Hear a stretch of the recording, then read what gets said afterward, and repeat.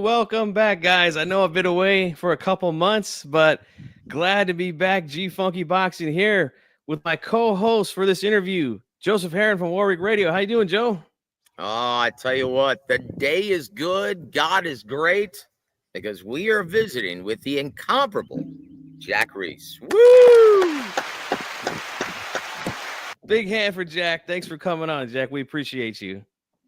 I appreciate being here. I always like talking to you guys, and it was fun the last time we did it for sure.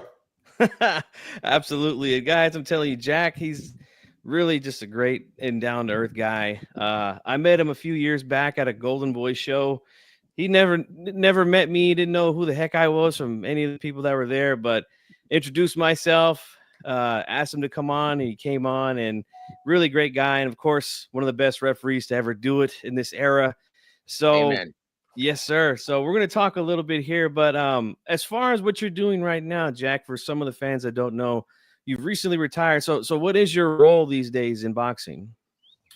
So, when Andy Foster, the executive officer of California, got here in 2013 or 12, whatever it was, he asked the commissioner and he asked some other people he relied on, who are the referees I can rely on in that ring in tough situations, tough fights, whatever. And fortunately, I was one of the guys. So when he got in there, I basically did a lot of reffing. 99% of what I did for the last 15 years was reffing, but I had always been judging, and I have over 600 fights as a judge. So when I stepped away from the ring refereeing, I just focused my energies, refocused the energies back to the judging portion. I've been judging fights. I don't know if you guys are aware of it, but on the Jake Paul card, Gilbert Zurdo Ramirez, when he fought Anticos, I can't remember his last name. Dorticos. Yeah. I was one of the judges on that world championship fight, and I've done, like I said, over 600 already. So I'm going to be judging, and I'm also one of the instant replay officers now in California. And the biggest thing that I enjoy doing is I got this course that we teach referees how to up their game, how to get to the next level, how to look at things differently, and really understand the big picture of what they're looking at when something happens in front of them. And we're making a big difference. Tom Taylor is one of the guys that not only helps me in the class, Russell Mora and Ed Calantes, but Tom's living proof of what we're putting out there, that it's the right thing to do. He got there because of the philosophies we're all putting out, and he's part of it. Yeah. Amen. And most fans don't realize, and they complain about this a lot, and even so do younger media members. They don't realize the mentoring, hands-on mentoring program of every major athletic commission. Can you explain that to us? Like, if you have a bad day at the office, and where do you actually start? Do you start at the amateurs or the club level, or how does that work? Well, unfortunately, in boxing, we're so splintered. There's so many commissions and so many entities all over the world, and fighters are fighting each other from all over the world. We don't know the policies and how people come on in each different commission. Some people come straight in. Unfortunately, some people could be someone important's nephew, and the next thing you know, they're judging fights and reffing fights in a very short time. But the good commissions usually have a program where they want to test the guy's abilities, have the referee and or judge shadow some of the better officials in their state, prove themselves on a shadowing basis, along with the experience they bring from the amateurs or not. And then if they're worthy of it, in the sense of they've demonstrated they're a hard worker, they're easy to get along with, the scores that they're turning in are correct. When they're talking to the mentors about situation that came up, they're not like out in left field, I would have disqualified that guy, what, disqualified? No, it's not. It's just the opposite, whatever. So if they've proven themselves that they're not off on an island all their own and what they're thinking, the commission, in some cases, after a while, will give them an opportunity, and they'll put them in on a probationary type of situation. I'm condensing it. It takes a while to do this. In fact, let me interject with this thing. A great thing that a lot of people do is, especially California, unless you've had other pro experience as a ref, like from another state or country, you're not going to get to ref in California unless you come into California, start as an inspector, show them over 2 or 3 year period. First, you're going to be a volunteer, then you'll get paid to be an inspector. You're learning so much valuable information in the back room that'll apply to you when you're a referee. Proper wraps, all the ways guys cheat, the drugs they can use, the adrenaline, things like that, the proper taping of a glove, the proper everything. So when they become a ref, it really enhances their skills. But that internship that they're doing tells the commission gobs about that person, who he is or she is. And if the commission is going to want to work with a person like this, are they contributing or they're a problem child? So you got to earn your way here. And then once you do that, it's possible that they could let you start shadowing and get in. It's a long process. It's not overnight. Here, anyway. And Yes, so, and the reason why I bring that up is because I don't know who's going to be tackling the co-main and the main event, but two very respected, highly regarded referees that I have a ton of respect for, but unfortunately had a bad day at the office in in 2 recent big time events. One was Harvey Dock, and he came under fire and under a lot of scrutiny from fans and media members for his efforts in Ryan Garcia versus Devin Haney. And then Steve Willis in Gervonta Davis versus Lamont Roach. And how do you handle something like that when it's obvious it's just a bad day at the office? These guys are consummate pros with an extensive pedigree and extensive experience. So how do you handle something like that? As a referee, or how does the commission handle it? What are you asking? How does the commission handle it in terms of mentoring and in terms of discipline? Sometimes it's not discipline, Joe. Sometimes it's training that's needed. Sometimes the guy's outlook is wrong. So I know here in California, when you have a bad outing, you're going to get sit on the bench a little bit, and you're going to be asked to relook at the fights. You're going to go through some training sessions with myself, with Tom, with other top referees in California.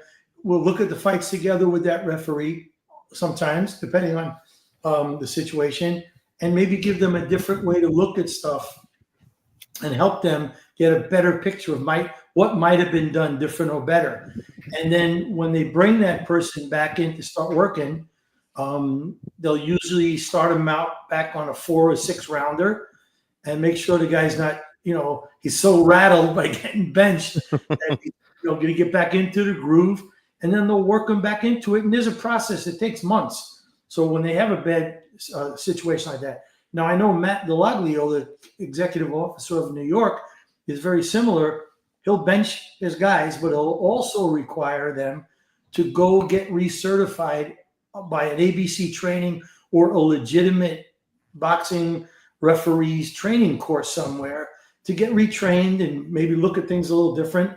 And at that point, they're still on the bench, but at that point, he'll start slowly working them in too. So it's not, unless, like I said, unless your uncle is somebody important, you're not getting back in the ring again. Especially, all kidding aside, unless especially if it was egregious, you have no defense. You just did something really egregious, and you're not getting back in the ring right away. I can tell you that in California and New York. I'm pretty sure they handle it the same way in Las Vegas. So, the major places as well. Places. But the small places, I don't know what they do. Oh boy. Yeah, we won't mention them. We'll stick to the big 4 in the American market, which is New York, Texas, Nevada, and California. That's Florida, as good as it Florida. gets. You got to add Florida. They do a lot of fights. That is true. By the way, I got to That tell is you guys true. something. Maybe it's a cultural difference, but from the things we present at Soul Arbiter, I get so much material from the UK. I can't even tell you. Oh, I know. That's I unbelievable. know. I've got videos where a guy is getting the crap kicked out of him. The father throws the towel in. I remember that fight. Picks up the towel and throws it out. Throws it back. The guy just viciously knocked out. I mean, you guys know we're dealing with a Mexican culture and a Ukraine, Eastern European culture. Those guys ain't quitting in front of their father. So if your father's throwing the towel in, stop the damn fight, you know? I remember that fight. That wasn't too long ago. That was just a couple of years ago in the UK. Yeah. But you guys Yeah, the understand my drift, you know? Yeah. If a father of a fighter, especially a Mexican or a Ukrainian father, those guys are unbelievably trained and they got heart. They're not going to quit if the father thinks he's had enough. That kid's had enough, you know. Yes, absolutely. Want to say greetings to the fans that are watching in the chat. Bruce Gass, Boxing Jazz, and more. And of course, my good friend 92 AKU. And we'll take some questions. I'll make sure to ask us again towards the end, Bruce. We'll take a few from you guys. But yeah, I want to ask a question here about a fight that you were recently involved in. And just a few months ago, it was Emmanuel Navarrete versus, can't remember the guy's first name, but his last name was Suarez. Fight was down in San Diego. And the fight ended. They stopped it on, there was a cut. They stopped it, went to the cards, and Navarrete was declared the winner that night. Further down the line, it was changed to a no contest. So Jack, you were there and you were on the replay, right? I was the instant replay official. Yes. All right. So you ruled it that it was a headbutt.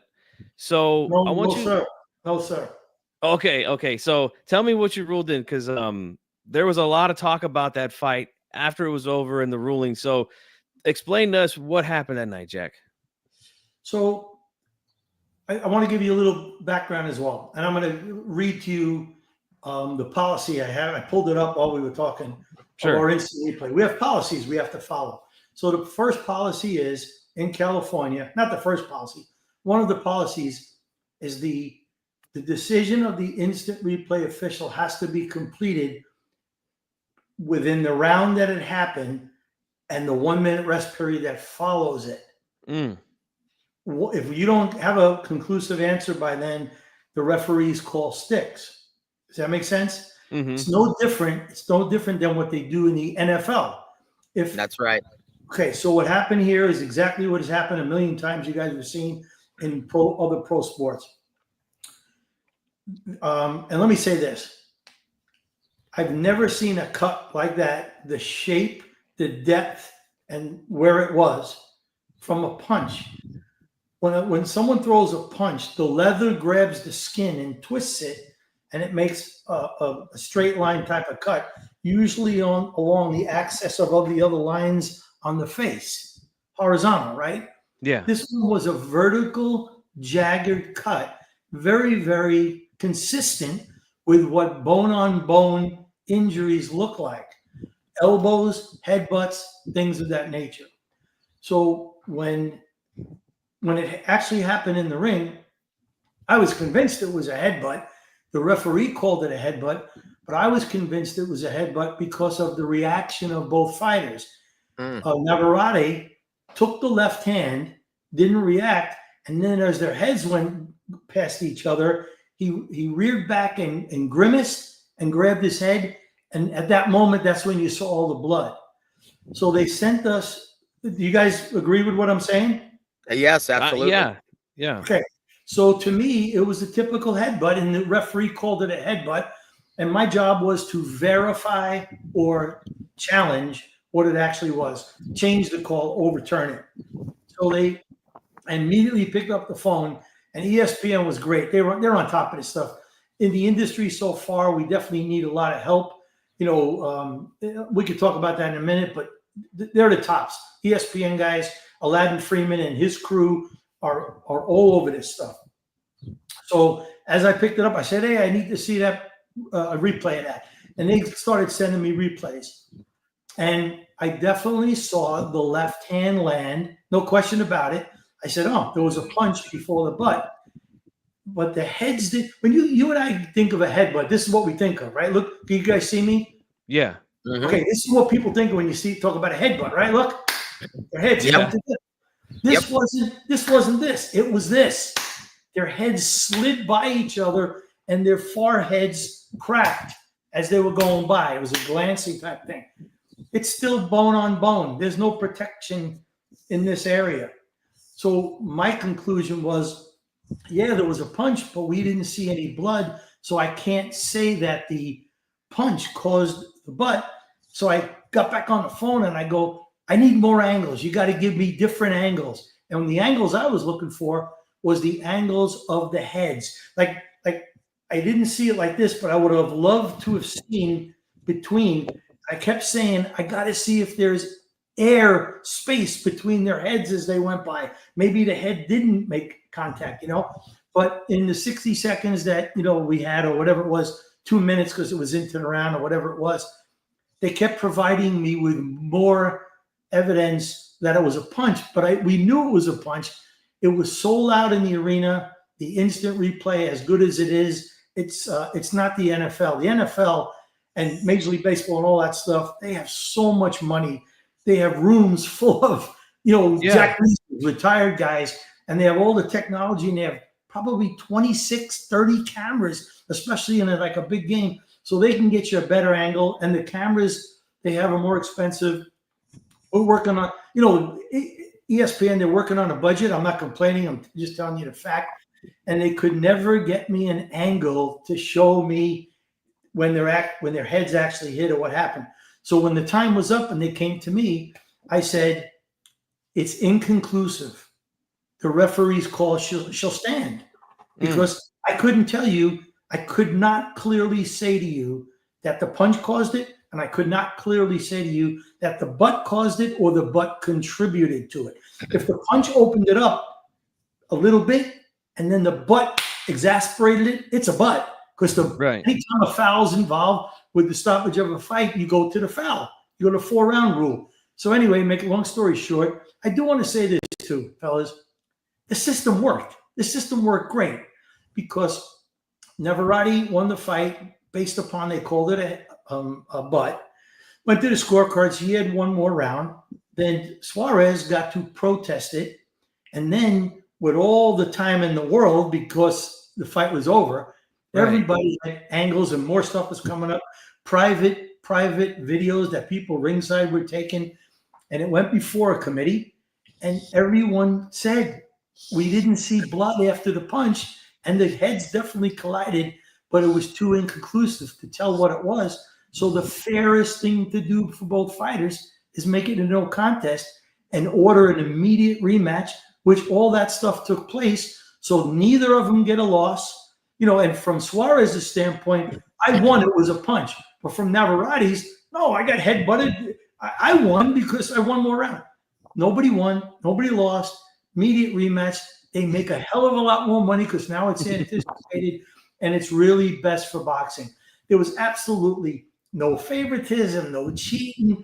You guys come up with these conspiracy theories all the time, but we're humans trying to do the best we can in a very short period of time with the technology we have available to us. And I got to tell you, the system worked. I think the most fair and best thing for boxing took place that night, and they get to run it again, Yeah, indeed.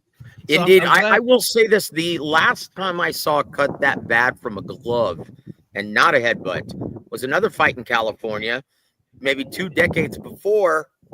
And that was Vitaly Klitschko versus Lennox Lewis. Yeah, Oh, boy. that was bad too. That was bad. But it was in a different area. Okay, you guys, that was on the eyelid, right? Yep, that was on the eyelid. Okay, stay with me on this. Make believe this is the eyelid. This is the eye, right? This bony portion of your eyebrow, when the glove hits that, now the skin is compressed and getting pushed against that bony structure, and it'll split, it'll blast wide open. But that can't happen here on your forehead. That doesn't happen here unless it's elbow or headbutt, bone on bone. And it's but it almost seemed with that punch, it almost seemed like Lennox Lewis's glove took some of that meat off, and it was absolutely grotesque. Yeah, Listen, that was a bad cut. All the above could have happened, and I want to show you guys something. So everybody knows. Could you please put that picture up, Mario, that I sent you? Yes, sir. Right there. What I want you guys to look at is look at where the thumb on Suarez's glove is, and look at where the rest of his fingers are. So let me ask you guys a question. How does that happen when the gloves and the thumb is attached to the rest of this glove? That's right. It's usually a thumbless glove. That's yeah, right. the thumbless. Yeah. Okay, so what I think happened is, in this case, look, now that I have time to look at it, you know, what happened is that force of that punch was so great, it split that between, you know, between the seam and the glove. It stretched out that leather, and where the leather is tied from the thumb to the glove, it's like a ropey substance. Yes. I think that ropey substance might have dug out that skin. Yeah, I think you're right. Fault. That's a very good theory. But then when their heads collided, something exasperated it. And I'm not saying my theory is 100% correct, because we still didn't see blood after the punch. But immediately after their heads glanced on each other, he railed back. It was bleeding like a sieve, and he grabbed his head. So there's no way of knowing. Wow, I would have never thought of that, because you're right. There is that fabric that you say looks like a rope that's right between the thumb and the rest of the glove. Thread it together. Yeah, so that you can't thumb your opponent. Yes. Exactly. Wow. But I'm not saying that's 100% correct, but you see how that thumb was spread out from the rest of the hand. The punch had so much power, it opened it up. It didn't tear it, it stretched it out. Yeah. Wow. Okay. So I'm glad you went into such detail, because I was going to ask some follow-ups, but you pretty much answered all of them already. So I feel like I'll get your opinion on this, Jack. I know you said that you only get the duration of the round to review it and the minute before the next round to make a decision. Do you feel like it should be like the other sports and say, you know what, let's call time and get the call right? Or do you think it should stay the way that it is? I don't necessarily know if it should stay exactly the way it is. We have to really start implementing some thought into this. But I can tell you, if we can't change it 4 rounds later. Why? Because if the guy knew it was from a legal punch, he might have fought different. If the guy knew it was from a headbutt, he might fight different. He might say, oh, you know, honestly speaking, if he's winning the fight, and now the guy's coming back, and then it's in the 5th round, and he knows he's got 3 or 4 in the bank, and it happens, he might want to say, you know what, I'm dizzy, I can't see. He's going to win the fight because he knows he's up. But if this thing is affecting him, he wants to get out of it, whatever. It changes the course of the way they're going to fight. So we really got to do it as close to when it happened as possible, and it should be looked at and decided. And I don't know what's best yet. We haven't really looked at that. Gotcha. But definitely not later on. You can't go back past 5 rounds more have been completed, because those guys would have fought different in those 5 rounds possibly. That's right. Yeah. That's right. Yeah. And you could say the same thing for Steve Willis and his predicament, that if it's scored a knockdown, then you can't change the ruling, because if Gervonta is down 2 points in that round, and that's a round that he won, then he fights probably with much greater urgency after that ruling, right? Fighter would feel the need to do that. Yeah. So it's got to be somewhere within the moment. A guy like Gervonta. Yeah. It's got to be within the scope of what just happened. That's the point of it. You know, look, in football, baseball, every other sport, when you call timeout, both teams get an equal rest. Whereas in boxing, you could have had a guy totally exhausted, and now you give him 4 to 5 minutes of rest and then start it again. He gets his second win. You just changed the whole course of the fight. We can't do it. It changes the integrity. It's unfair to the fighter that's winning at the time, for sure. Yeah. That's right. Because that's what we're dealing with. There's no perfect answer, man. Yeah, even with said, Jack, what? How would you have handled that situation if that were in California? Which one? Steve Willis, Gervonta Davis, Lamont Roach, round 9. So I don't want to second guess what happened. And he's under his own challenges now with his executive officer from it. But to me, it's been policy for as longer than I was a referee, that if a person turns his back and takes a knee, it's a knockdown. That's So that's how I would have done it. I mean, that's, it's easy for me to say sitting on my fat ass here talking to you guys, but I wasn't the guy in the moment. So you mean there's no stipulation for Jerry curl in the eye? No, sir. So, Jack, I want to ask you this too, since we're talking about that situation. And I know this because I have personal friends that I talk to all the time that work here in the commission in the Northern California region.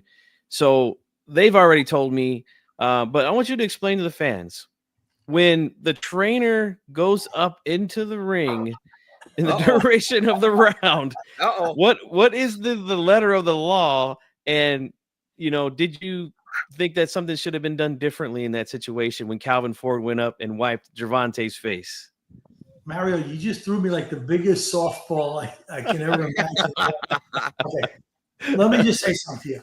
One of the things that we teach in Soul Arbiter in the class that I teach, and we have a course coming up August 29th, 30th, and 31st of this year in Las Vegas. One of the things we teach is we teach them, the guys, what they're looking at, guys and girls. What just happened in front of you? So I believe all of this could have been eradicated. It never would have happened if Steve, who started a count, right, would have just kept the count. Because think about it. If he would have said down, Gervonta would have then, and started counting, Gervonta would have then been pressured. I don't want to say pressured. I can't think of the word I'm looking for now. But he would have had to stay there and pay attention to the referee. Mm-hmm. Now, when you get to what happened with Calvin Ford, let me back up and say this. Gervonta did the wrong thing by turning his back, walking away from the referee in the middle of the fight like that, if he didn't think it was a knockdown, then putting his head outside of between the ropes on the right side, pulling it back in. Willis is trying to talk to him. He looks and ignores Willis and sticks his head through the other side. All of that could have been eradicated, erased, if he just would have counted a knockdown. So to answer your question about Calvin Ford and what should have been done, shoulda, coulda, woulda, all these opinions are like, buttholes. Everybody's got a butthole and they all stink, But here's the reality. Did Calvin Ford create an advantage for Gervonta Davis or damaged the Roach at all? No. So what Calvin Ford did was an interference type of foul. Okay. Why punish the fighter for something that the coach does? It's really simple. You at that point, stop, time. You go to that corner, inspector, remove him from the ring. Now, out of your area. He gets thrown away. He gets thrown out. He cannot be with his fighter the rest of the fight. He's got to appear before the commission. He's fined. His license is taken away for interference during a world title bout. You mean like Stony Stone? Yeah, like from Chicago. He calls the guy. He called Wayne Kelly what's his jerk name? Off. I called him a jerk off. No, jerk off, a motherfucker. And he's in the dressing room, and he goes, "What did I do? I didn't do anything. I did nothing." Yeah. Well, that's like saying hello in his neck of the woods. Yeah. But that's the right way to handle it. That's the right way to handle it. That referees, I feel ashamed of myself. He's a great guy. And he was a great ref. His name is slipping me right now, from New Jersey. He's a supervisor for the IBF right now, and my brain is not working. I can't remember his name. But he handled it the correct way. He never lost his temper, called time, and said, "That's it, you're gone." He put up with a lot of stuff before he threw him out. He did. That's the right thing to do. You know how many people think, I'm going to tell you something. This is what we teach in Soul Arbiter. You know how many people called me up and said, when Calvin Ford came up on the ring, that's an automatic DQ for Davis, right? I go, no, there's no such thing as an automatic DQ. The only automatic DQ in boxing is if one fighter egregiously fouls the other fighter and that fighter cannot continue. Automatic DQ. Other than that, they want us to use common sense and good judgment. People don't come to see us disqualify anybody. They come to see a fight go to a natural conclusion, and hopefully it's a good fight. Now, right. something disqualifying a fighter because something his corner did is egregious to me. Now, some referees have told me in Texas that if it's a big fight, if it's a championship fight, like Rafael Ramos or Mark Calloy, who's been doing a great job lately, Mark Shorley, if they tell me, it's high stakes, 2 titles on the line, to unification bout, and if they're skirting, like Bernard Hopkins, if they're skirting the rules a little bit, they don't like to be overly officious because they don't want to determine the outcome of the fight. Now, is that how many times have you been in that situation? And it's a judgment call. It's ultimately at your discretion. Does one come to mind? There's a million of them. I've been in that situation many, many times, and I'm going to explain it this way. When it's the Super Bowl or the NHL playoffs, and Major League and World Series, do they call everything by the letter of the law? No, well, it depends on by the the team you're spirit rooting of the law. They call it by the spirit of the law. Yep. They don't want to ruin a game or a series because of a rule. You don't want to stop a fight because of a rule. You want to let the teams combat or the fighters finish on their own. So it's them that did it, not the ref. So I agree with what those 3 referees told you 100%. The stakes are higher. People don't come to see us disqualify or change the course of a fight. And the referees that operate by the letter of the law all the time are idiots because they don't understand the big picture. They want to, it's crazy. It's crazy. Guys, keep this in mind. I love that. That's great. It's all about the entertainment value. It's not about cheating either. It's not about cheating. It's doing what's best for boxing. Yes. It's having common sense. Let them fight. Let them fight. If it didn't create a detriment, a huge disadvantage, like I'll give you an example. If a guy is sliding really hard into second base and the second baseman, to get out of the way of the spikes, he got the ball early enough, but the guy was a jerk and he was coming in hard to take him out.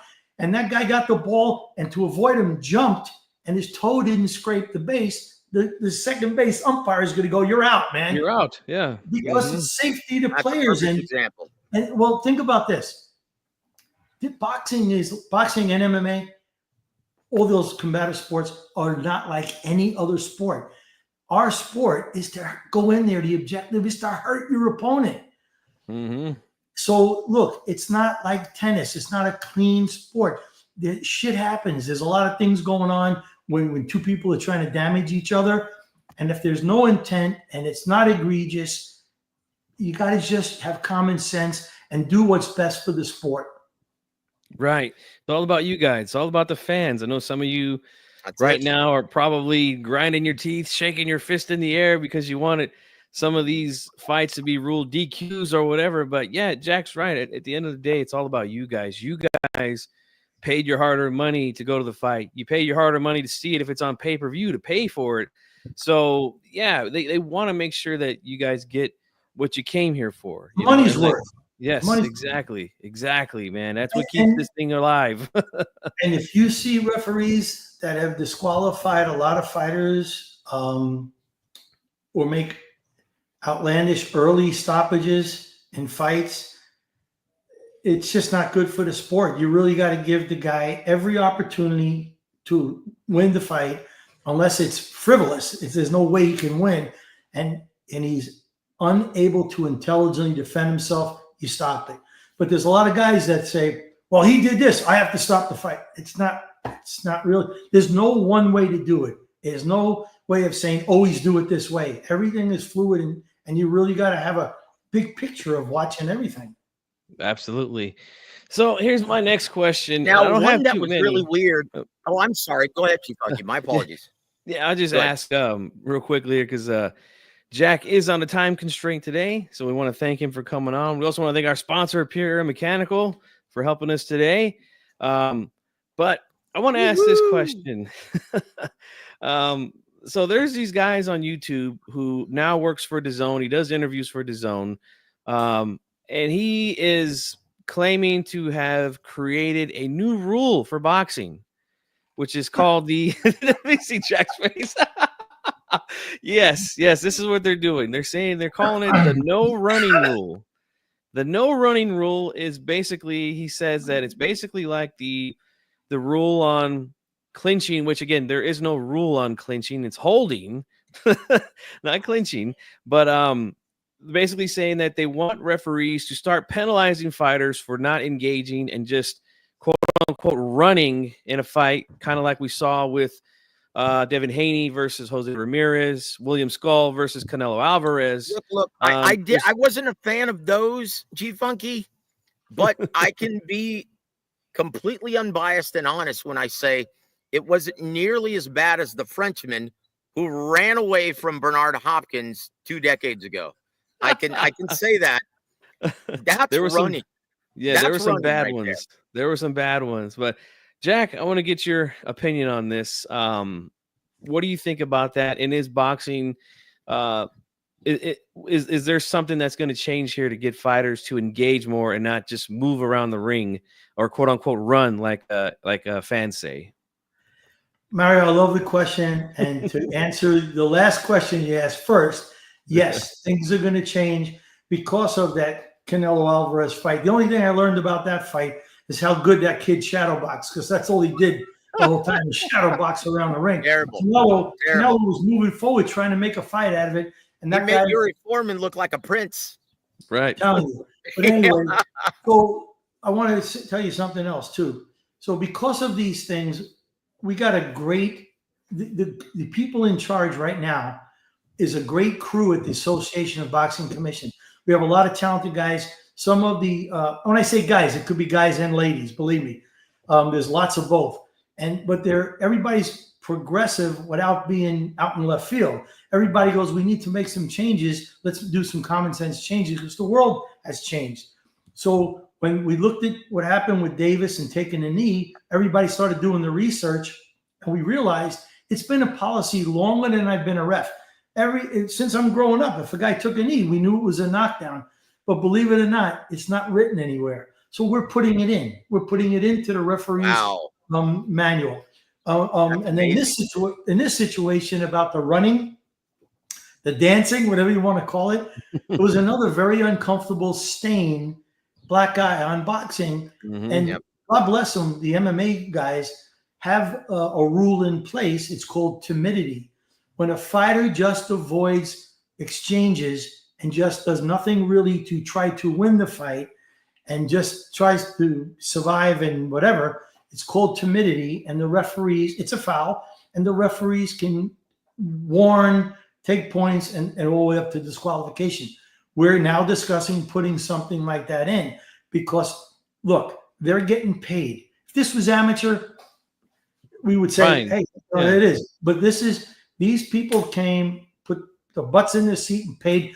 You know, the guy in the last row that spent $40 a ticket, that might be like a lot of money that he didn't have, but he really wanted this, or she didn't have. They want to see this fight. We and the fighters owe those people to get a competitive spirit going, really try to win, whatever. Now, don't get me wrong. If a guy's moving in the first round and avoiding it, we're not gonna disqualify him right away. That might be his strategy. But when it's over and over again, like what was happening, we are gonna. I hope we're working on the verbiage right now. We're gonna get something in there. We're gonna get something in there that explains when a guy is using defense. I'm just saying this roughly. When they're only using defense to avoid contact or avoid physical exchange, and they're really not competing, we can penalize, we can warn, penalize, or disqualify them. And when they get disqualified, they don't get paid. They have to appear before the commission and justify their actions of why they did what they did. And you know, I remember, Jack, there was Chris Bird versus Devaro Williamson several years ago, in which Don King was the promoter, and I think the commission withheld both of their purse for that reason. I don't specifically remember it, but I'll tell you what, when you sometimes as a ref, I've been warning, complaining, begging fighters to not act a certain way. As soon as you say, You ain't getting paid. They go, okay, and they change their Yeah. Yes, that's true. And what's funny too is you bring that up, and we talked about this in some of our previous interviews, but I remember you issued fines during the fight because guys were holding and wrestling too much, and it was Ward versus Rodriguez, I believe, several years 100%. back. Yeah, I remember you were getting really frustrated with all the wrestling and the holding. Was that La and Bomba? Yeah, several times. Obama. Yeah, several times I heard you say while reffing, like, "Come on, guys, knock this shit off. Let's fight." You got to the point where you said, "Okay, you know what? I'm taking a point from both, and they're both being fined." And what that's happened, great I said, wrestling. the next guy is not going to be happy because the next guy who fouled somebody was getting disqualified. The other guy wasn't gonna. But it settled down and turned into a good fight. Because, but it wasn't like I did it in the first minute of the first round of the fight. I Right. tried to let them settle it. And you got to understand, guys, there's a lot of adrenaline flowing through a title fight like that. And even if it's a 4-rounder, those guys are full of adrenaline. This really means a lot. They don't want to be embarrassed. They don't want to get hurt. Their adrenaline is flowing. Then you got emotion on top of it. It ain't going to be pretty for the first few rounds until these guys settle down after about the fourth. And this happened in the fourth. And I said, that's it. Because they were fat. They were acting like two kids in a playground. They were wrestling and headbutting and elbowing and all kinds of stuff. But turned into a good fight. And we went the distance. Yeah. They went the distance. Yeah. So I'm glad to hear that there is something that's going to happen. Hey, can we call it, Jack? Can we call it the Tom and Jerry rule, please? It really, it's like, you read my mind, Joseph. Unfortunately, a lot of your listeners probably won't even know who Tom and Jerry are. I know. Oh, boo. We're aging ourselves. Oh. But you know what, Joe? You read my mind because I was just going to ask him that next question about Turkey Al-Sheikh and his comments about Tom and Jerry fights. And we get a lot of fans that are upset with that. They think that this is what they're saying, that Turkey Al-Sheikh is trying to dictate or tell fighters how to fight. What do you say to those fans there, Jack? I say that you got to realize he's a promoter. You ever listen to Eddie Hearn and Oscar De La Hoya go at it with each other? Everybody's trying. And look, I'll give you the greatest example. Look at Jake and Logan Paul.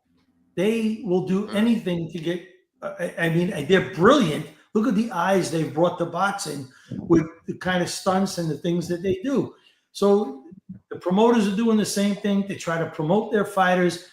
Turkey's probably saying a lot of things just to get people involved and try to watch what he's trying to do. And he didn't say anything so egregious that it calls for any kind of action. They're trying to just stir people up to get them to watch. Right. Joseph, you got a question? Go ahead, bro.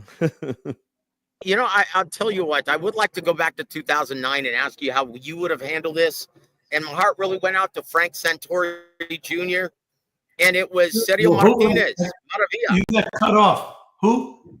I'm sorry. It's this darn helicopter flying around my house. Jeez. I feel like Ray Liotta in Goodfellas.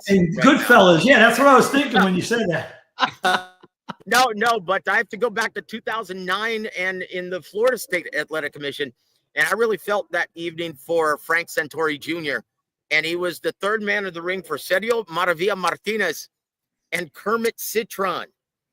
There was a punch, and it seemingly knocked a left hand. It was a beautiful left hand. Beautifully timed left hand right in the head. And Kermit Citron started screaming and yelling when he got counted out that it was a headbutt. Well, he took a knee. He took a knee. Yeah. And Frank started counting, and he's going, It was a butt. Yeah. And Frank says, 5. I didn't see no butt. 6. And Kermit had the opportunity to rise up before the count of 10 was fully done, but he chose not to because he felt he was headbutted. But that was just one solid left hand. Yes. Yep. But you guys remember then the fight was restarted. Yep. And it went which to a was crazy. draw. Which was crazy. There was a lot of weird stuff that went on. But if they had replay in those days, they would have showed there was no butt, and the fight would have been over. And another one also, very quickly, it was in the Bronx. It was in the Yankee Stadium. Miguel Cotto versus Dimitri Yuri Salita? Citron, or Yuri Foreman, rather. And it Yuri was Foreman. Arthur McCanty Jr. was the Yep. referee. Yep. Someone threw in a towel midway through the fight. And he told him to get out. And everyone came in the ring, thought the fight was over. And he said, no, everyone get out. We're going to start again. Yuri wants to fight. And just like that Kermit Citron fight, there was like 10 minutes, like intermission. Yeah. And so what, because I know like both fighters, they don't want to cool down. They're already in the Warmed frame up. of mind where the fight's going to be over. How do you handle something like that? Well, let me just say something to you. There's another part of it, and that is if I call timeout, say I wave off a fight, and then there's a timeout called, and then we got to restart the fight. We change our mind. What do you think it does to the fighter who, when I waved it off, he thinks he won? He's got his hands up, his adrenaline dump. I don't got to fight anymore. I've won. And now he's got to turn around and get back into the combat. Like Sergio Martinez. It's kind of a shitty thing to do to a guy.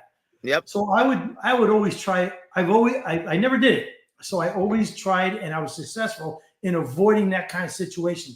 That's partly where the term comes from. There's no timeouts in boxing.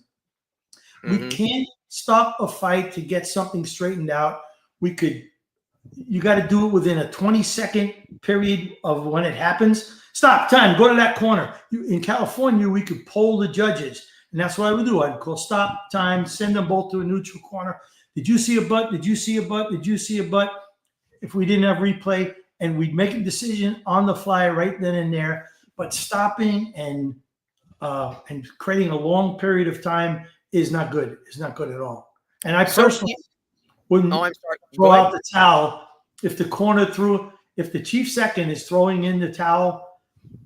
They know the fighter better than me. They work with him for years sometimes, and for sure the last 6 weeks, 8 weeks, every 6 days a week in the gym. I'm not a doctor. I mean, they're telling you that the kid's had enough. You stop the fight.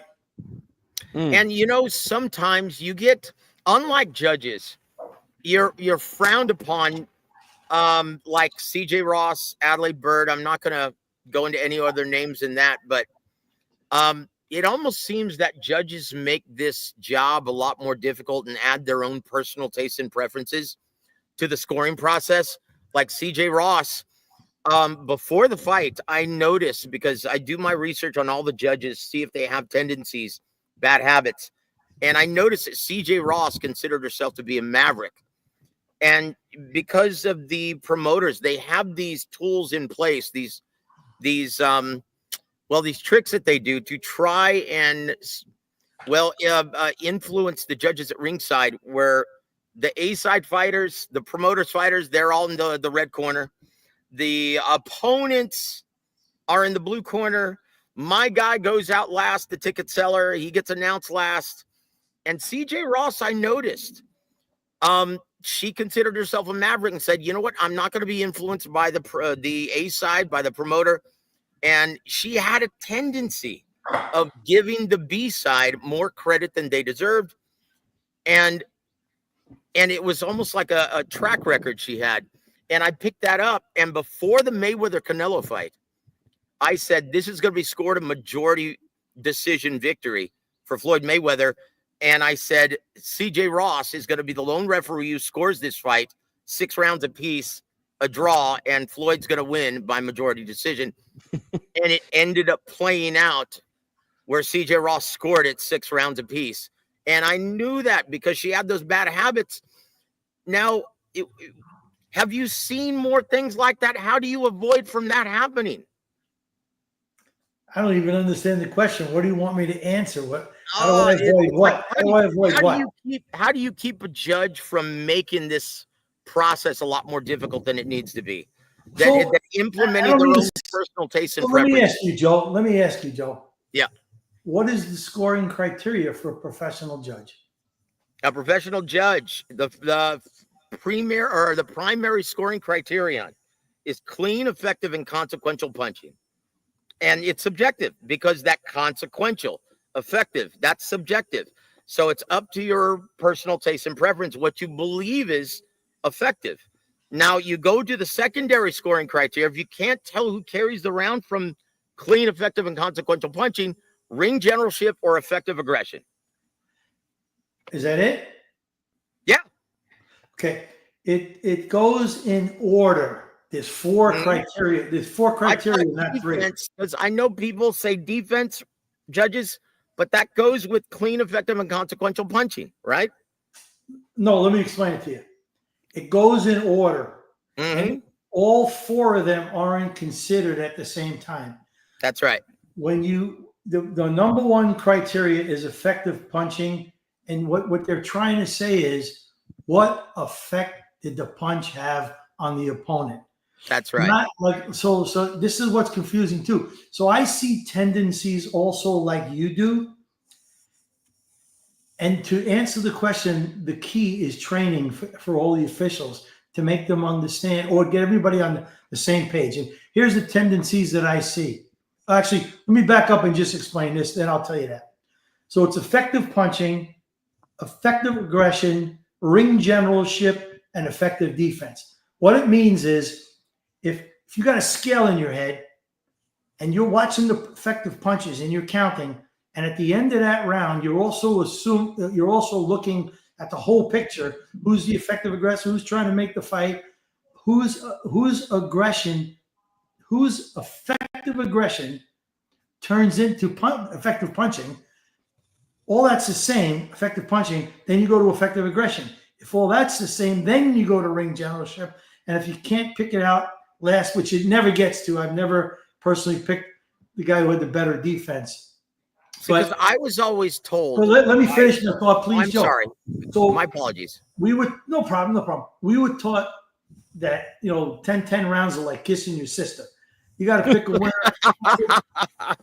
That's what we're put there for, to find someone that might have done something slightly different or better to win the round. So I've always been able to go that way, one way or another, who the winner of the round is, because 10 rounds are not looked well upon. What I do notice is we need training. We need clear communication that everybody is looking at it the same way. And unfortunately, we don't get that. And here's the tendency that I see as a judge. If there's a fight and the round is really close, the amateur judge, the judge that judges it, that came out of an extensive background, and the amateurs will always go with the person who threw the most punches in the round, even if those punches didn't land. Yeah. Right. Whereas the person who's the pro and is looking for the criteria of effective punches will go with whoever landed the more effective punches. And that's where I see the splits, when it's volume against effectiveness. And volume doesn't equal effectiveness. Yes. That's right. The effective shot is what we're supposed to be looking for. So torque matters. Yeah, absolutely. And so this is the way I was told by several guys in Texas. I won't even mention their names. That's the problem. You got to get out of Texas. You got to go all the places, man. Well, Texas is where all the fights are these days, but I'm not going to talk about that. But no. The way they told me was clean, effective, and consequential punches. That's the primary scoring criteria. And then everything else is kind of like a tiebreaker. And usually, if someone is dictating the pace of the fight, that tells you that his punches were more effective most of the time. You just changed the end to say most of the time, but I was going to disagree with you that all of the time that's what it means. And I'm going to give you an example. All right. Right on. Give you an example. You got a guy who's an aggressive, forward-moving fighter that's always trying to land against a guy like Floyd Mayweather that wins most of his fights. Walking backwards and counter punching the shit out of a guy. Right. So just because you're moving forward and you're dictating the pace, but if you're getting cracked and you're missing, it's not the guy always. So let me say this: effective aggression is only effective when that aggression leads to effective punching. Yep. I could chase you all around the ring and you can avoid me, and so chasing you around the ring doesn't get me points. chasing you around the ring and landing is what gets me the effective aggression. With that said, it seemed like Skull, which no one was a fan of that tactic, right? Was fighting the same fight as Devin Haney in subsequent nights. But Devin Haney got the unanimous decision, and William Skull lost a unanimous decision. How is that possible? Like I said, we're splintered. I came in through the front. I came into boxing through the front door. I went to the commission. They put me through a 3-year training course, and I proved myself. I could give you I won't, but I can give you names of guys whose fathers, uncles, or close relationships are boxing people, and they're in. So and then consistency of training. You know, to me, I wanted to get all the training I possibly can. I attended all the things I could throughout my whole career, the conventions to learn. Our training is so inconsistent, and that's what the ABC tries to do, is make it more consistent to make everybody understand what we're looking for. Last year, when we had this change of the old guard, which was great, in 2024, beginning of the year, the new people that came in are they wrote a great new judges manual and a great new referees manual. You guys can anyone on this call can go to the ABC, Association of Boxing Commission's website, and you could pull up both manuals. You'll look on the training tab, and you'll see boxing referees manual, judges referee manual, and you'll see what it's supposed to be. They send us out all over the world, the trainers, and we try to make people understand when they're judging what they should be looking for, and refereeing how to call things like, if a guy turns and takes a knee, it's a knockdown. Yes. You're a gentleman, Jack. Thank you, brother. Trainer climbs up onto the apron. It is not an automatic DQ. Get rid of the guy. You know, we train them on these things. Yes, sir. Well, thank you for answering those questions. You're a gentleman, Jack. Thank you. That was and beautiful. Thank you for the clarification. That's beautiful on the scoring process, and because it's always irked me that it almost seems, and referees, I don't mind it so much, because like you take guys like Steve Smoger, right? One of my favorite referees of all time, Frank Cappuccino as well, God rest their souls. And they almost always gave the fighter the benefit of the doubt, saying, you know what, this guy trains way too hard. I'm going to give him the benefit of the doubt and let him continue. They would let it go. Let him try to recover, try to fight back. And then you have referees that pull the trigger very quickly. But the judges are the ones that really, it's like, oh my goodness, don't make this more difficult than it has to be. Clean, effective, and consequential. Joe, it's just a lack of consistency in training across the board. I don't know what the answer is. I'll tell you what, maybe, everybody has different opinions about the Sheik, what he's going to do, Sheik Turki Allah. Yeah. If he gets this whole thing together, and maybe the sanctioning bodies fall under his umbrella, well, then we have one entity like the NFL. And then maybe we could start training everybody that's going to work the same way. It might turn out to be a good thing, but at least we can get the word out. Because I'll give you a great example. So I had a seminar. I was teaching a seminar in Panama or Japan. I can't remember what it was, for the WBO. And I was showing a video, and I always try to use videos that are old, or try to use videos of people I don't know or who aren't well known, because I don't want to embarrass them, and stuff like that. So I was showing a video where a referee, do you guys remember this fight? It was, what's his name? Deontay Wilder's last trainer. Malik Scott? Malik. It was Malik. My brain's bad right now today with the name. Boy. So you guys got me twisted, man. Oh, great guy. You're a gentleman, brother. Yeah, Malik is cool. Yeah. He trained Zerto, Anyway, Malik was in a fight. Can't remember who it was right this second. Malik got dropped. And Malik, to me, what he was doing, you got to ask him. He got hit pretty good, so he took the full count on his knee.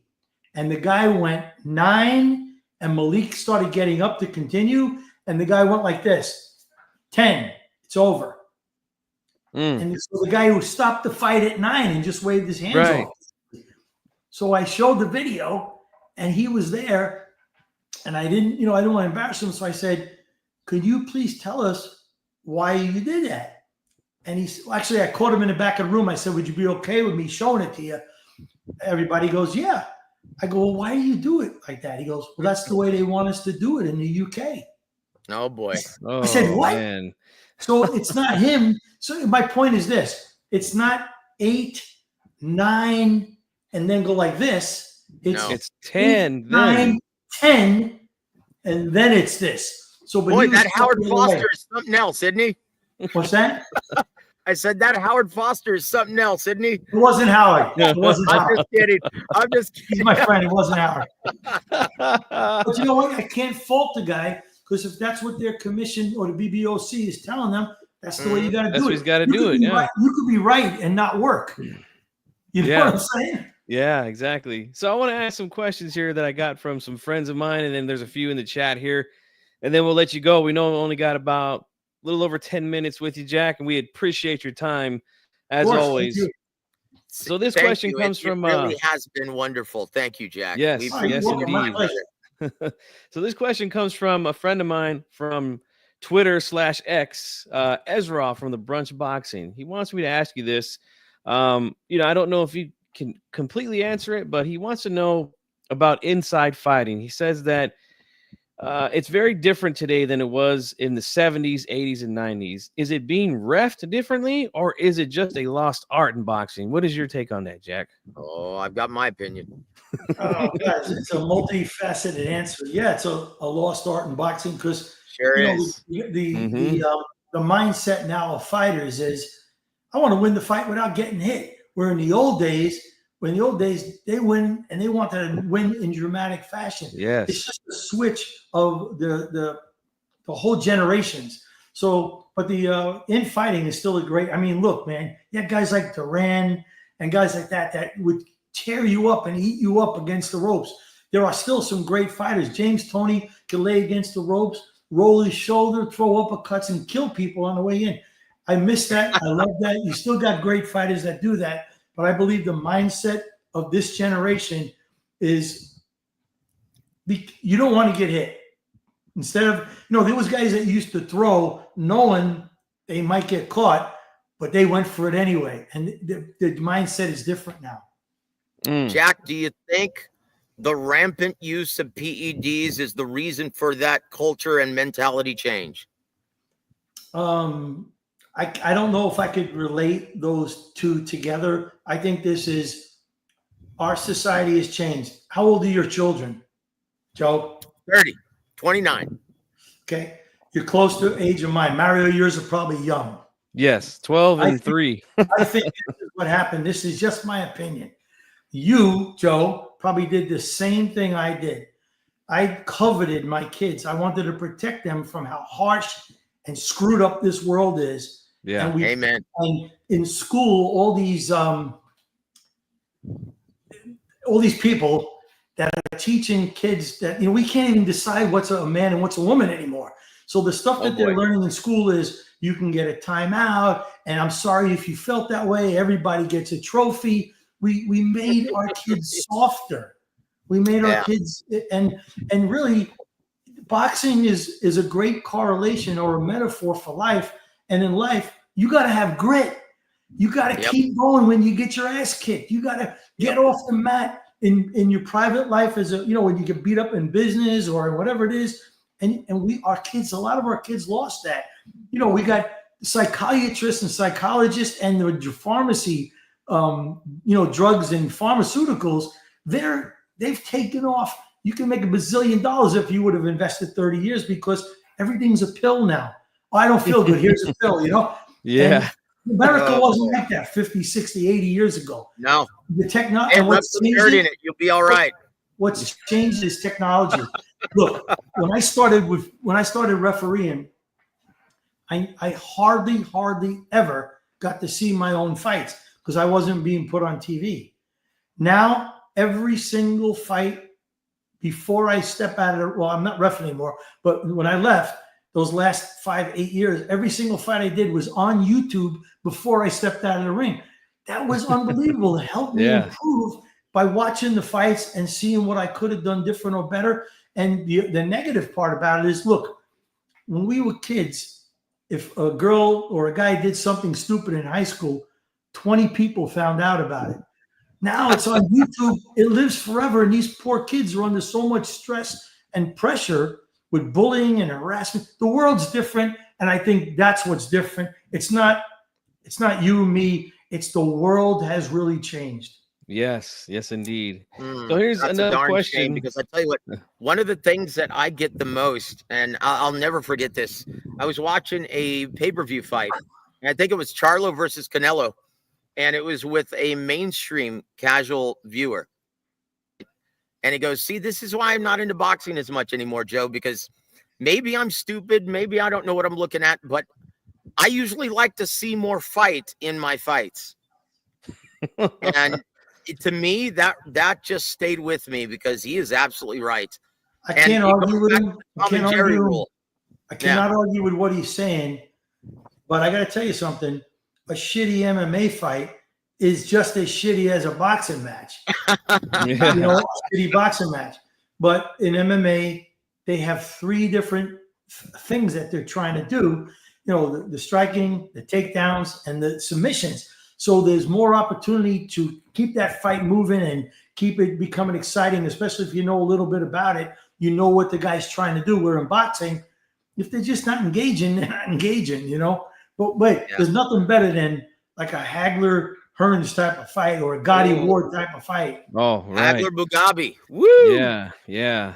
So, Jack, I want to ask another question here from a friend of mine from the Ringside Reporter podcast, right?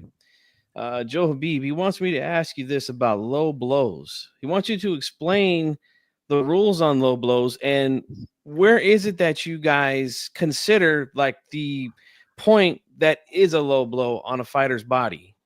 Okay. Is Joe listening now? I think so. If not, I'll send this to him.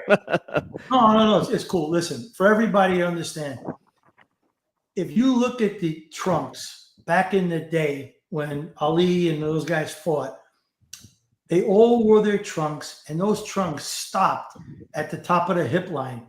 And what is the top of the hip line? The top of the hip line, if right now, if we were playing Simon Says, and I said, Simon Says, take your hands and put it on your hips. Okay, do it. All right? What are you feeling? You're feeling it with your thumb, the top of that hip bone, right? Yeah. Yep. Now, if you kept your hands in place, and I said, Simon Says, move your hands to the center and touch with your first 2 fingers, and you brought that around till your fingers touched on your hip, that's your hip line. That's where you wear your belt on a pair of pants. That's the low blow line. Now, if this is the top of the hip line, a punch, for it to be illegal, has to land below the hip line. If it's on the hip line, it's fair. It's good. If it's like this, where there's one knuckle showing or just the top knuckle hitting, that can be considered, hey, keep it up. But it's not a totally illegal blow till it goes below that hip line.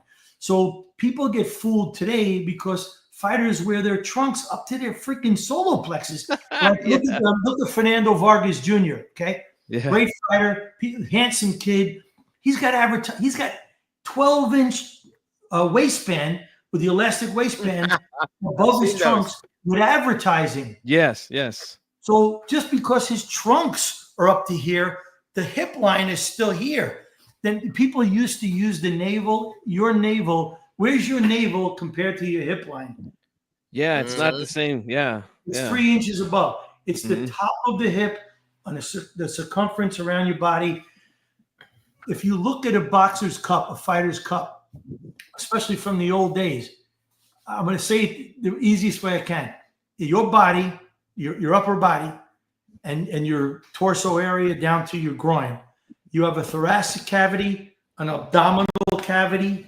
This is thoracic cavity, abdominal cavity. And this area here where they wear a cup is called the pelvic girdle. And cups were made to protect the organs in the pelvic girdle because there's no muscle down there.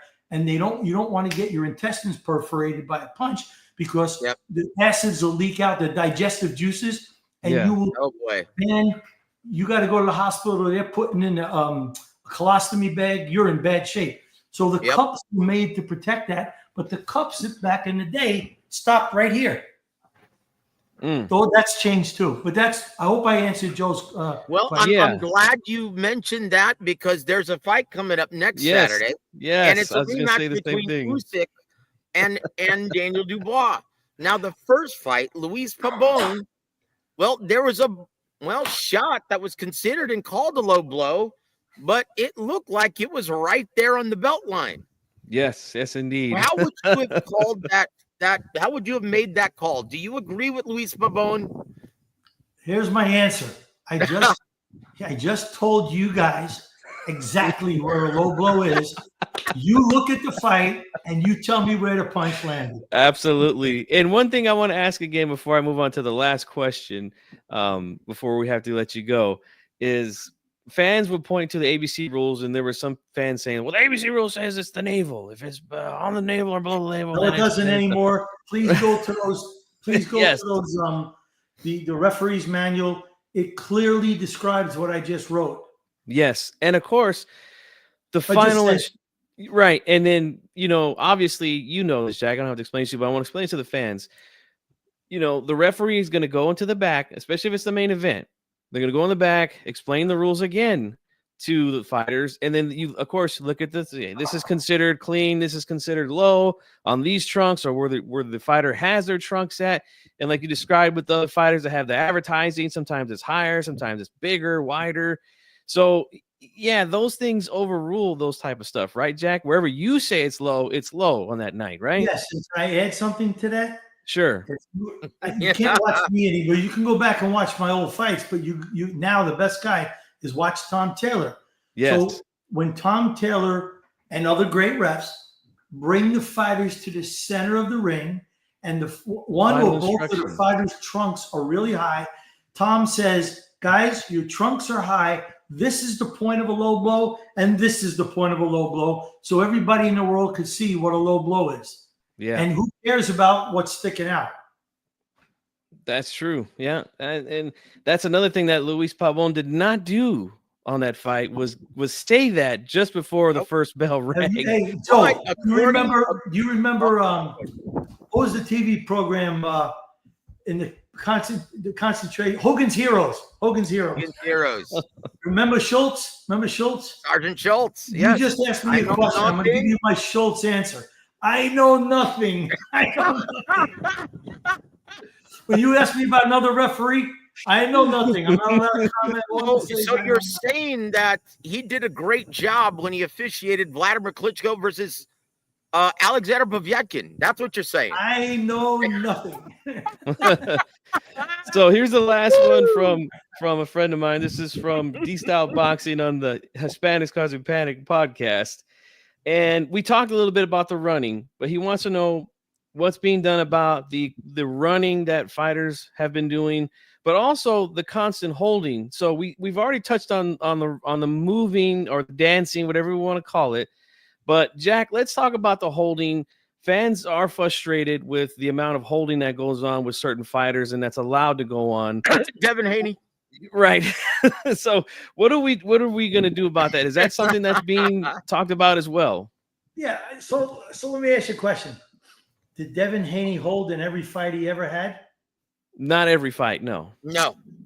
He didn't hold with me. Hey, I'm just going to tell you guys. He didn't hold with me. When he fought Prograis. The Prograis, yes.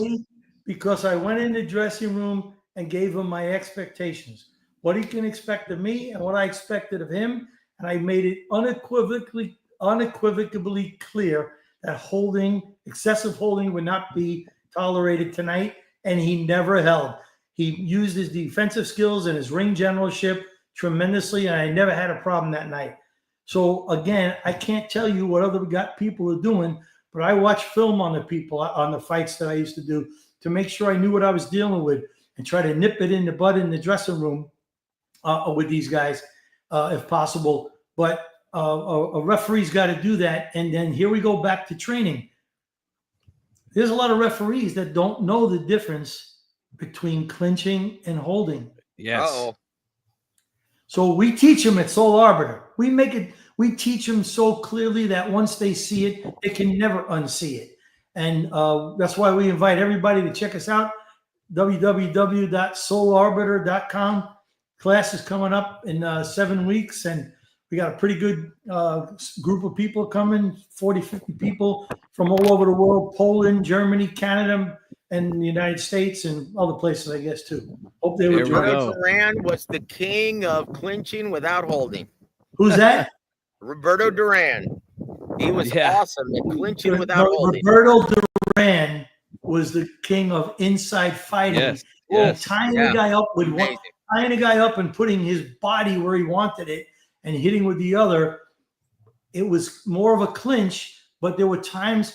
So I'll explain this, but then we got to get going. Yeah. What he did with his arms was fine. But when he hits and his arm is still holding, that was holding and hitting. The other thing that he did back in the day was he would use that when he clinched him to move the guy's body and put him in a position where he couldn't defend himself, or put him in a position to open him up for the other punch. So that should have been changed. But, things progress in the world. He was great. Duran was the best. Yes, Joe Calzaghe was good at that too. So real quickly before you go, I know you got to go right now, but somebody asked about Richard Steele and if you agree that he should have stopped the fight with Chavez versus Meldrick Taylor. Can you give your thoughts on that? It's going to take too long of an answer, and I got to get going. But things have changed in this day, and I would love to give you the full answer, but I really got to get going. Okay, yeah, no, we'll definitely have you come back on, Jack. He's always willing to come on and talk with us. So I definitely appreciate your time, Jack. Thank you so much for coming on. Thank you guys for having me. It's a pleasure, Joe. I like ripping it up with you, man. I like ripping up with you. Jack, it's been a real treat. Thank you. It's been a real privilege. My pleasure. And look, you guys can always call me privately too. No questions off limits. And it doesn't always have to be on the Zoom. If you just want to know, hey, what'd you think about this? I'll always tell you guys what I think could have been done different or better, or I'll tell you that, the guy followed the rule. He did the right thing, and you might not like the answer, but it'll be truthful. That's what we do here. We get the answers, whether you like the answer or not. It is what it is, guys. And let me just say this, man. Jack, thank you for being such a gentleman. You're very welcome. Thank you guys for having me. Thank you, Jack. Once again, guys, Jack Reiss. Let's give him a hand on the way out. God bless you, brother. God bless you, man. I'll see you guys around the fights. I'll see you guys around the arena. Absolutely. Right. Absolutely. Right. Take care. Guys, that was Jack Reiss. Unbelievable, man. I always love having. Can we stay on for a couple minutes? Yes, sir. Yes, sir. Oh, you there? I think so. Can you hear me? There we go. Can you hear me? Yes, there sir. It is. I tell you what, man. Jack, what a gentleman. Yeah, he is. He answered all the tough questions, man. Yep. The questions that people, again, fans get upset about, especially the Navarrete situation. I remember going on Twitter that night, and he was just getting destroyed by all the fans. I wanted to stay on to tell you, I told you it was because it was inconclusive within the time restraint. I told you that.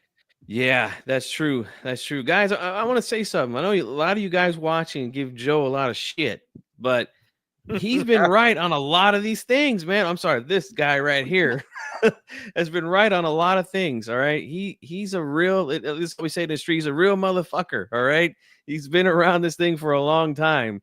I've got the gray hair to prove it. Dude, next time he comes on, I'm going to have you do the Lupe. I want to get his opinion on that.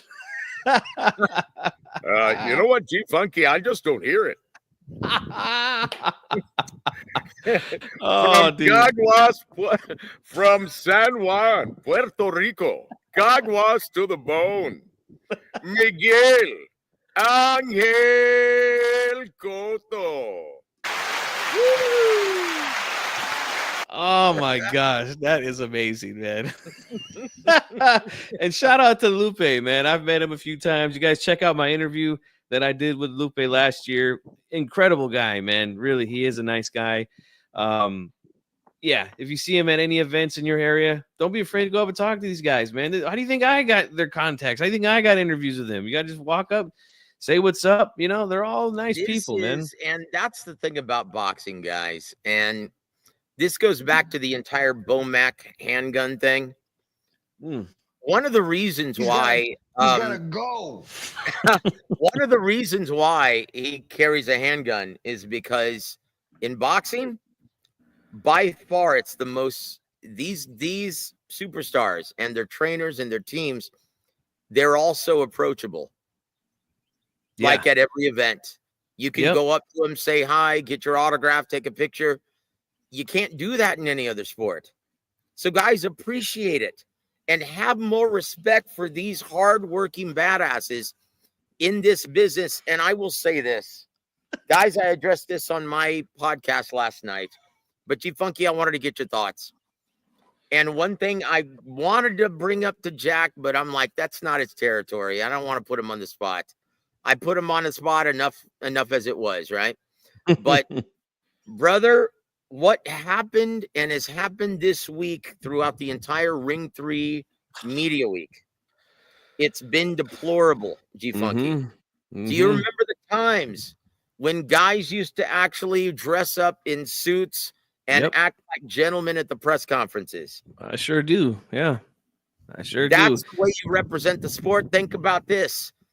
How much do you think they would get fined if LeBron James acted like I know. at a press conference?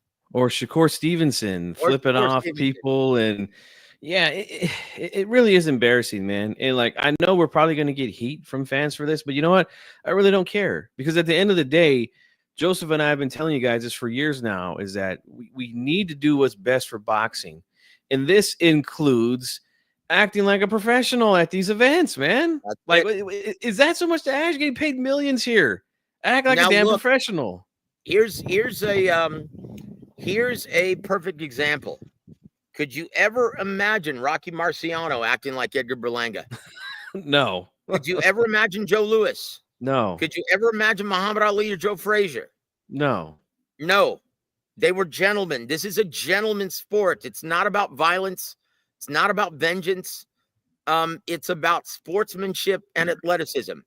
That's it. Guys, we're supposed to represent the lineage of boxing. This is the same sport that heralded Jack Johnson, Joe Louis, Jack Dempsey. Come on, Rocky Marciano. Yep. George Foreman. Come on, guys. Guys, I can tell you this, and I'll address this. You know, and I understand some fans, but and the fans that we're talking about, 92, we're not talking about you, because you're a fan. You're a hardcore fan. You've been watching this sport for many, many years, right? Joseph and I are talking about fans that are on the fence about boxing right now. And believe me, there's a lot of fans that are. I talk to them all the time and everywhere that I go. And I go to a lot of boxing events, guys. And some people that I meet in the venues, like especially in the casinos, like, I'm not really into boxing like I used to be, and things like those are the type of fans that we're talking about. And when they see this kind of behavior happening, they might say, you know what, the hell with this. Why the hell would I want to watch this? Like, this is not this is not professional at all, man. It's terrible to be sitting up there throwing wigs and I don't know, what is it, throwing thongs and things like that at Oscar De La Hoya, and then Shakur Stevenson flipping off fans. Like, that's ridiculous, man. That's absolutely ridiculous. Now, Caballero, I have a question for you. If David Benavidez signed to fight with Canelo Alvarez tomorrow, if they acted respectful, would that turn you off from the match, or would you buy the fight anyway? Yeah, I know. Oh, looks like Joe got frozen, but that's a tremendous question. It wouldn't it wouldn't make a difference to me if they came out. And look, I'm fine with trash talking, because that's a part of sports, right? But we're talking about going too far with it, like these guys are. Fernando Vargas and Oscar De La Hoya is a perfect example on how to do it. That was perfect, right? Yeah. This right here is disgraceful. Yeah. What we just saw this week in New York. Disgraceful. Now, once again, I'm going to ask you once again, what determines your interest in a fight? Is it the matchup itself, or is it if they act like buffoons?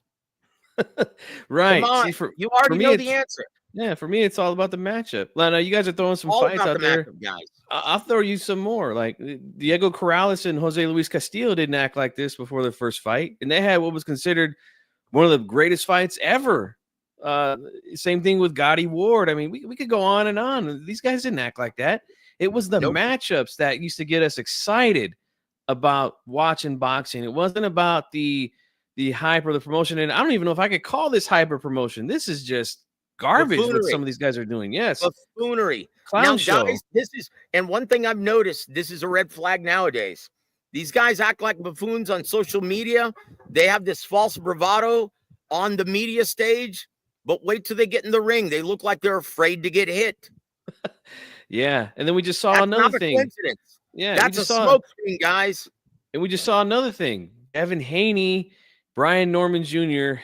Jesus, man. Come on. Like, what are we doing here, guys?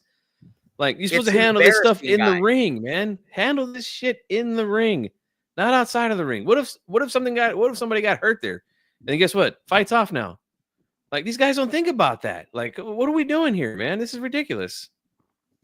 Guys, it's disgraceful, and it's not a great representation for our product. You don't see the women acting like this. Yeah, and look, that is true, El Cheeto. That Barrera did throw a punch at Morales, but that was in the press conference to the rematch. So, and he got fined for that. Yeah, he got fined for it. And also they didn't do this in the first fight to get people hyped about it. Because there was already enough hype because of the first fight and how good the matchup was and how good the fight was, you know? So, I mean, look, I understand some of you guys like trash talk and things like that. Look, I'm fine with trash talk. Someone says, hey, I'm going to come out here. You know, my jab's going to be in your face all night long. What are you going to do? You ain't going to be able to do nothing about it. You know, like that type of stuff. Hey, perfectly fine. That's funny. Your buddy Caballero saying, oh, you guys are just old. Yeah, it's amazing. We're old enough to remember when boxing was much healthier in America. Right, guys. I don't think that's a coincidence. Yeah, we got to think about the health of the sport, guys. But I got a few minutes here, Joe, so I'm going to let you I tell you what, no, G Funky, I need to know your official predictions. Sure. For tomorrow night's matchups. Now, I'm not even going to ask you about tonight's fights in Amsterdam. That's where they're taking place, right? Amsterdam? I just got that. From Madison Square Garden. Yes, Amsterdam. I'm not going to say it though. I'm not going to say it. I'm following the lead of my Holy Spirit. Thank you. Right. But I will say this: Subriel Matias fighting for the WBC 140-pound title against Alberto Puello, who's 4-0 with only 10 knockouts, and it's even money. Who do you like? That's the closest odds in this card. Really? That's even? Wow. Subriel Matias is a minus 130, and Alberto Puello is a plus 115. That's even money. And he's the champ, and he's the underdog. Wow. Mm-hmm. I'm taking Matias, man. I think he's going to get the job done tonight. Oh, man, tomorrow night. Is it going to stop him, or is it going to go to see the final bell? I think he stops him. I really do. Think he stops him late. I can see their corner throwing in the towel around 9, 10, or 11. I don't know if Puello's going to have enough to keep him off all night. So I'm taking Matias for sure in that one. Good matchup, though. Good matchup between a pressure volume guy and a boxer. But I think that Matias is going to get the job done in that one. Okay, now we move to the second bout with Coach Ronnie's fighter, David Morrell Jr., coming off his first loss of his career. He's going to be taken on the undefeated Russian tank by way of Australia, Imam Katayev, who's 10-0 with 9 knockouts. And apparently, their adverse finding, it's okay. I don't know what's going on with that, but the fight's still going on. Who do you like? And David Morrell Jr. is a 5-1 betting favorite. Yes, for good reason. And I think Morrell is going to come back and make a statement tomorrow night. He put up a really good fight against David Benavidez back in the winter earlier this year. But I think he's going to come back strong, man. Morrell proved that he's tough in that fight, proved that he could take a good shot and give a good shot. That's something that fans don't give enough credit to the Cuban fighters. And did you hear Antonio Tarver talking about, wait a minute, that guy, look at him. That's my former weight class, 175. He was like, no way. No way is that guy 170.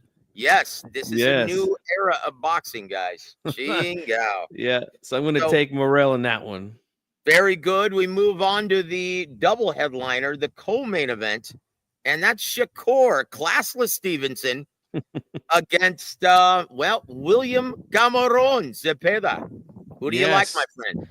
And before you say anything, Shakur Stevenson, you might be surprised, is a 10-1 betting favorite in a fight like this. You know, the last guy who was 10-1 heavily favored was Devin Haney against Ryan Garcia almost a year ago. Who do you like in this fight and why? I think it's going to be a little bit closer than most people expect. And the reason I say that is because I don't have a lot of faith in Shakur being able to sit down and throw something hard at Zepeda. I've heard him say too many times, I don't like taking risks in the ring, So he's going to play it safe. He's going to stay in the outside, stay at range, which he is an absolute master at, guys. He understands range and fights at his range. And that's why he wins the way that he does win, guys. We have to understand that. Cameron Zepeda, pressure, volume. He's always in great condition. And according to our friend, Coach Gogi, he's been training up there in the mountains in Mexico, and he's in damn good shape. But will he be able to cut that ring, close that gap efficiently, and be the effective aggressor? It's tough, man, against a guy like Shakur, who's got really good feet, good control of range. Southpaw against Southpaw, which makes it, a little interesting. It's been a while since Shakur's been in with a Southpaw. I believe the last time he was in with a Southpaw was Jamel Herring, I believe. Could be wrong on that, but that was a few years ago. Yeah, and stopped him. Yep. But you're talking about Jamel Herring, the counterpuncher. Right, exactly. Much different matchup than Zepeda. So if Zepeda can do that, and if he could withhold getting pot shotted and getting hit when he doesn't expect it, it could be interesting because we know he's going to continue to throw shots. And that's, again, we talked about judging with Jack. Will the judges be giving Cameron credit for his volume, or will they be giving Shakur credit for the efficiency? I think the judges will probably give Shakur Stevenson the edge with the clean shots, and he'll win a decision. But I think it's going to be a good competitive scrap. We'll see, guys, and that's why we watch. It's a theater of the unexpected. Now we go into the main event with a guy who's got the IQ of a salad bar. That's Edgar Berlanga, and he's going to be taking on Hamza Shiraz, or AKA Treetop Thomas. Who do you like, brother?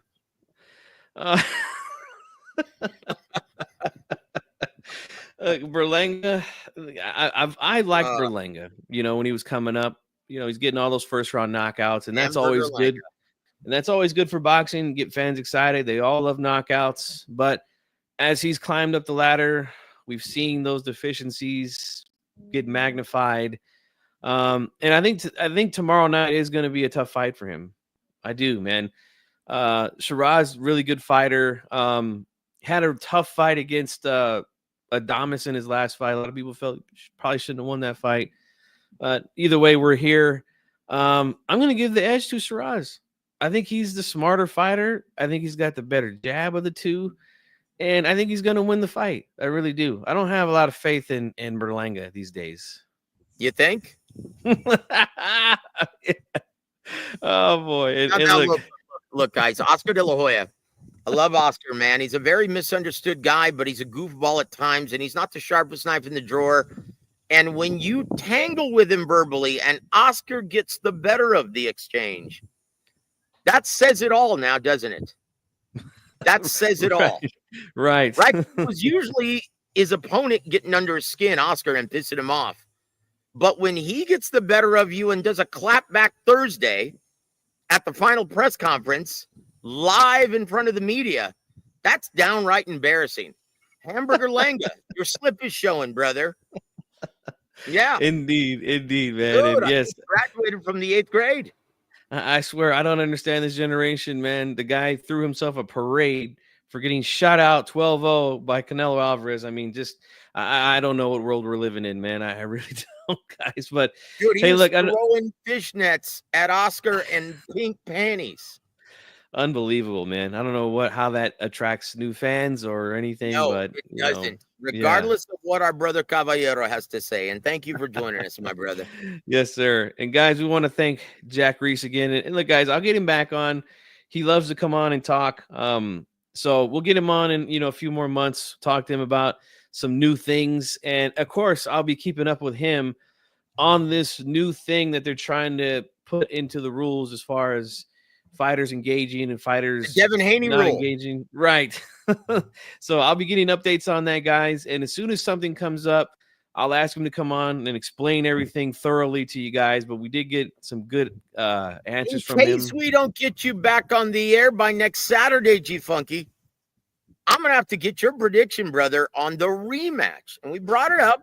Hopefully, Luis Pabon isn't the referee, and hopefully Howard Foster isn't the referee in charge.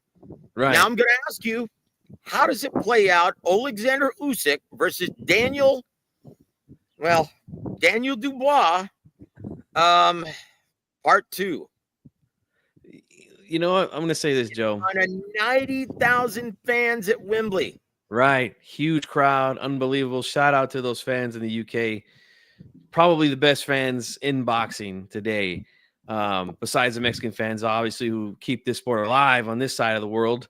But I'll say this. You guys know I like to break down fights. Sometimes I do film study.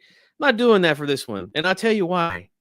The reason why I'm not doing that is because I feel like Dubois got jobbed the first time. Yes, he did. I feel like he got jobbed the first time, and Usyk's down on the ground, rolling around like he just got hit right in the balls, guys. And we know that didn't happen, okay?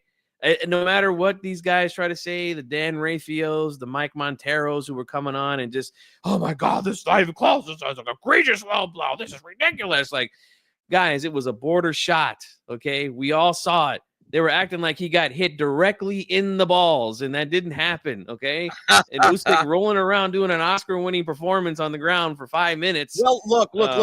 Dan Rafael, like, that's not fair that he makes, because let's just be honest. When's the last time he's actually seen his genitalia? Oh, shit. I mean, come on, let's just be honest, guys. That was a clear low blow. Really? Yeah. So I'm not gonna. Okay, well, you get a pass, Dan. So I'm not gonna give a prediction here, Joe. I'm not giving no prediction. I'm just rooting for Daniel Dubois. That's what I'm doing in this one. I hope he wins. You're rooting for autistic power, baby. Yes, sir. Let's go, Dubois. Let's do it, man. But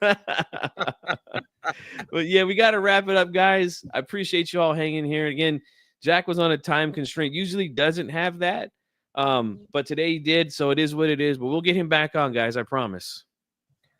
Well, I'll tell you what. God bless you, brother, and thank you for bringing me on, man. I had so much fun, man. I love speaking with Jack. That was a real pleasure. He's always a gentleman, and yeah, man, I had a lot of fun, dude. We need to make this regular thing again, man, just like the old days. Absolutely, man. I know I was gone Maybe for a we little could bit. start having Rick Glazier on your channel again, man. Yeah, I'll hit up Rick, man. And shout out to Rick. He's in New York right now. He's going to be there in Queens at the fights tomorrow night. So be looking for Rick ringside, guys. All right, with his lovely wife, Sonia.